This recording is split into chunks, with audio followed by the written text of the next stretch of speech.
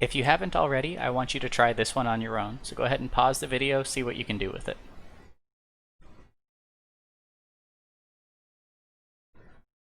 Alright, so taking a look at this guy, I'm pretty much telling you to use the integral test. That's the tool we're learning right now. So the first thing I need to do is decide what function I'm looking at. So instead of writing it with n, I'm just going to write it with x.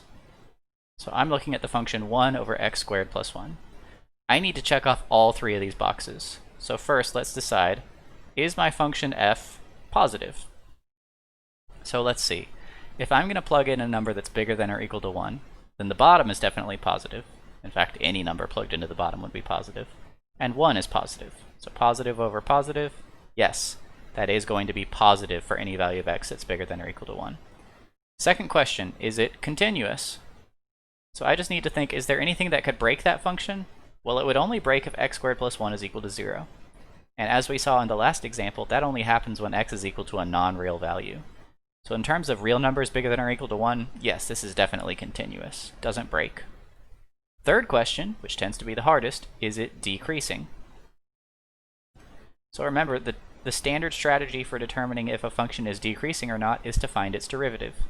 Okay, so I'm actually going to rewrite this as x squared plus 1 to the negative 1. So I'm going to find f prime of x now using the power rule chain rule. So I've got negative 1 times x squared plus 1 to the negative 2, and then I'm going to multiply by the derivative of x squared plus 1, which is 2x. So that's negative 2x over x squared plus 1 squared.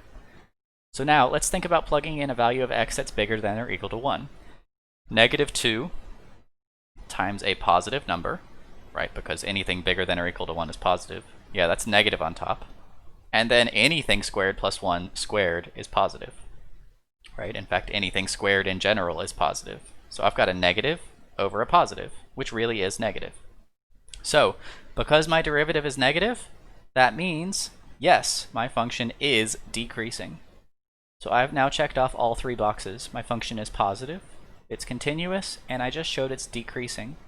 So now I'm going to take a look at this integral here, the integral from 1 to infinity.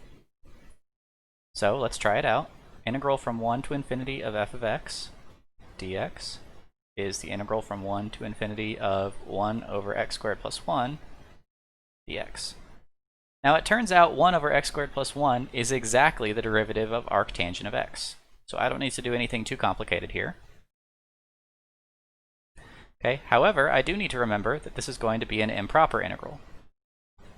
So the limit as b approaches infinity of the integral from 1 to b of that. Okay, so I'm going to write this as the limit as b approaches infinity of arctangent of x from 1 to b. So let's plug in my limits of integration, and then I'll take the limit. So I've got the arctangent of b minus the arctangent of 1. Alright, so I need to think for a second. The arctangent of 1 is just pi over 4. It's basically asking the question, the tangent of what angle would give me 1? That happens when my angle is pi over 4.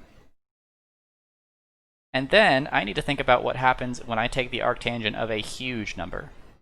So if we think about the graph of tangent, okay, the cycle that we use for arctangent goes from negative pi over 2 to pi over 2. And those values shoot up toward infinity over here next to pi over 2.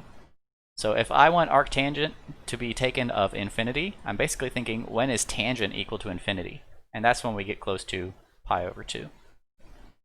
So this is essentially asking us to do pi over 2 minus pi over 4, which is pi over 4. So the question I need to ask myself is, did this integral converge? Yes, it converged to pi over 4. The temptation is to say, okay, because the integral converged to pi over 4, my series converges to pi over 4. And that would be a mistake. So let me say that again. It's important that this integral converged, but it is not important what it converged to. Okay, so we found a number, that's nice and all. It tells us nothing about what the series converges to. However, because this integral converged, the series also converges. So what I can say is, by the integral test,